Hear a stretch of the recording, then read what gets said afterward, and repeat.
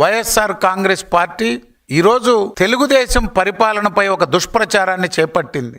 YSR Congress party ఏ విధంగా పరిపాలన కొనసాగిందనేటువంటిది 2-3 ఉదాహరణలతో ఆ ప్రభుత్వ పనితీరు, ఈనాడు తెలుగుదేశం పార్టీ ఏ విధంగా పరిపాలిస్తుందో ప్రజలు అర్థం చేసుకుంటారు. బాబు గారి ఇంటిపై దాడి చేస్తే జోగి రమేష్ గారు శాసనసభ్యుడిగా ఏమైనా చర్యలు ఉన్నాయా?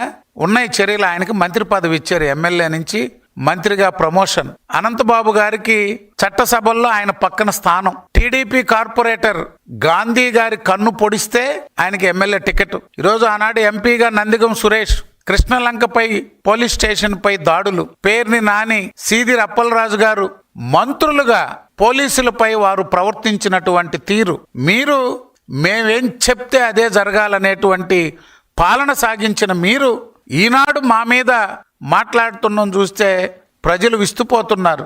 ప్రతిరోజు మేము దొంగలం కాబట్టి మీరు దొంగలు, మేము అవినీతి పరులు కాబట్టి మీరు అవినీతి పరులు, మేము విధ్వంసాలు చేసాం కాబట్టి మీరు కూడా విధ్వంసాలు చేస్తున్నారనేటువంటిది చూపించాలనేటువంటి ప్రయత్నం అనునిత్యం.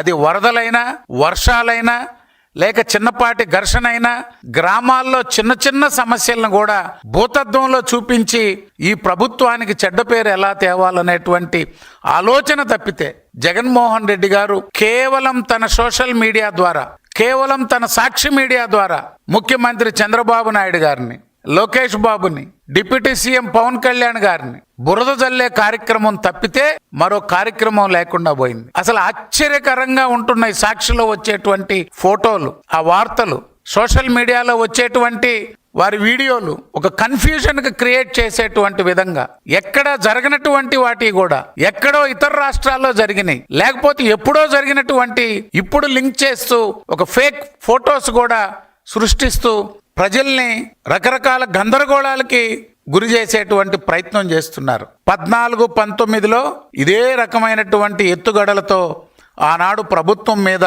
ఒక దుష్ప్రచారాన్ని కొనసాగించారు. చివరికి వివేకానందరెడ్డి హత్య, కోడికత్తి కేసు, పింక్ డైమండ్, డిఎస్పీల ప్రమోషన్లు, నిస్సిగ్గుగా ఒక అబద్ధపు ప్రచారాన్ని కొనసాగించిన వైఎస్ఆర్ కాంగ్రెస్ పార్టీ 19 ఎన్నికల్లో లబ్ధి పొందింది. 19-24లో కూడా ఇదే రకమైనటువంటి ప్రయత్నం చేశారు.